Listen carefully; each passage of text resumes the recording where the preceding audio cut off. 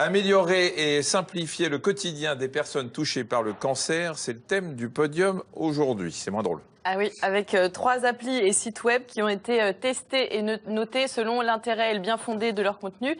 Alors j'ai demandé l'avis de 2 médecins pour dresser ce podium. Celui du docteur Hélène Espérou, qui est hématologue et qui est directrice du projet médico-scientifique à Unicancer, et du docteur Bruno Reynard, nutritionniste à l'Institut Gustave Roussy. Et on commence avec mon coach douleur.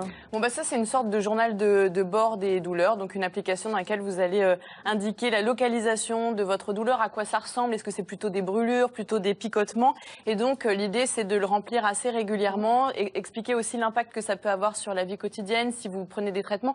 D'ailleurs le but de l'opération c'est de pouvoir éventuellement ajuster le traitement si c'est nécessaire. Voilà, les médecins à qui j'en ai parlé me disaient que c'était intéressant, qu'on le proposait déjà aux patients, mais sur format papier. Et du coup, c'est pas forcément très simple à remplir. Alors si là, le côté ludique et le fait que ce soit dans le téléphone puisse aider, ouais, voilà, c'est ça.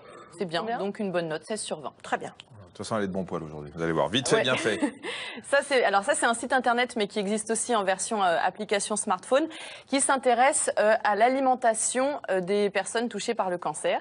Et vous trouvez ici tout un tas de conseils sur, alors déjà des informations sur le fait que des effets secondaires, pardon, des traitements peuvent induire des effets secondaires et notamment des sensations de nausée, également avoir une incidence sur la perception que vous avez du goût des aliments, et donc vous trouvez des informations là-dessus, également des informations sur quels aliments peuvent vous donner les nutriments vraiment importants à avoir dans votre alimentation.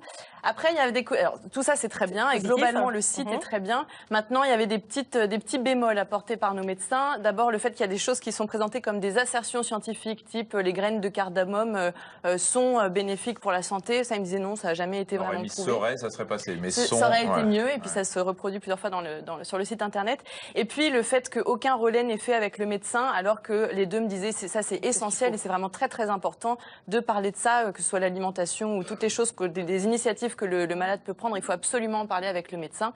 Donc, petit bémol, mais quand même très bonne note, 15 sur 20.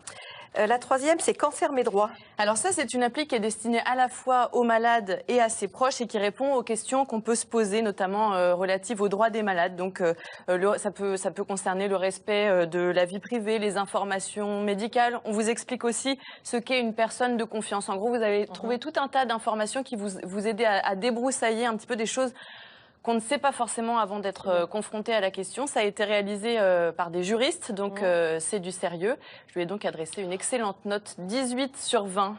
Oh là là là. Je crois que c'est le plus beau podium depuis que vous travaillez. Oui, je crois. Que des mentions. Ouais.